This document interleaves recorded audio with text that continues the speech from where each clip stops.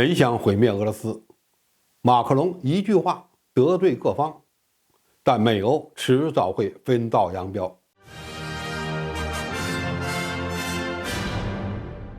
观众朋友，大家好，我是付建少。在所有的西方大国中，法国一直表现出了较强的独立自主性，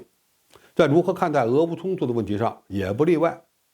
在许多西方国家把击败俄罗斯当成其主要目标的当下，马克龙又因为说了一句话而引发了各方的不满。他指出，俄罗斯军队应该被击败，但是法国没有想过要毁灭俄罗斯。你可以理解为，法国也追求在乌克兰战场上击败俄军，会强化对乌克兰的军事援助，但是从来没有想过要普京下台或者让俄罗斯被肢解。这一句话可以说是吃力不讨好。泽连斯基则告诉马克龙，与普京谈和平是在浪费时间。马克龙的这句话让某些东欧国家也很不高兴，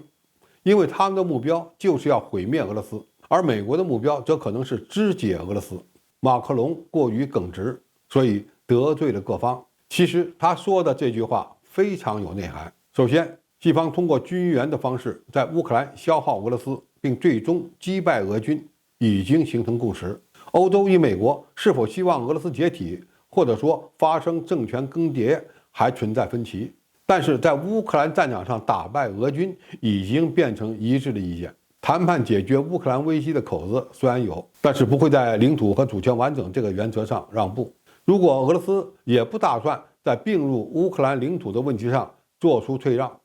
那么这场战争就是一个死结，就看谁最后耗不下去了。第二，与美国不一样，欧洲大国可能并不希望俄罗斯被肢解，因为一个混乱的核大国将成为欧洲的噩梦。在俄罗斯国内，亲西方的势力是比较弱的。如果普京选择退休，其接班人最好是像普京一样的温和人士，而最坏的结果就是俄皇派上台，那可远比普京要激进得多，对欧洲的安全威胁更大。美国虽然距离俄罗斯比较远，但如果俄军的核武器失控，那么这个后果美国也是难以承受的。第三，欧洲一些大国仍想通过谈判解决乌克兰危机，但是美国和泽连斯基不允许。欧洲现在被美国裹挟着向乌克兰提供军事援助，但是战争毕竟发生在欧洲大陆，受伤害最大的仍然是欧洲国家。希望通过谈判结束俄乌冲突的也是欧洲国家，这与美国的利益是有矛盾的。第四，如果俄罗斯无法拉拢欧洲大国，就很难破解乌克兰战场的困局。解决乌克兰危机的方式只有如下几个：一是乌军彻底失败，以俄罗斯满意的结果结束军事冲突；二是俄罗斯政局发生巨变，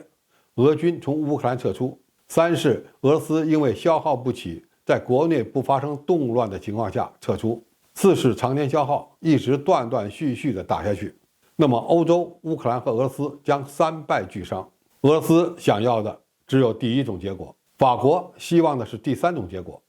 而美国只接受后面三种结果。可见，美国和欧洲在如何结束乌克兰危机的问题上存在着分歧，但西方想要的结果都是俄罗斯不能接受的。总体而言，虽然俄罗斯对马克龙的表态并不满意，但是也看到了分化欧美的机会。只要美国和欧洲分裂了，俄罗斯走出乌克兰危机的可能性就增加了。这一点很重要，或许会成为解决乌克兰危机的关键。好，今天评述就到这里，谢谢大家收看，我们下期再见。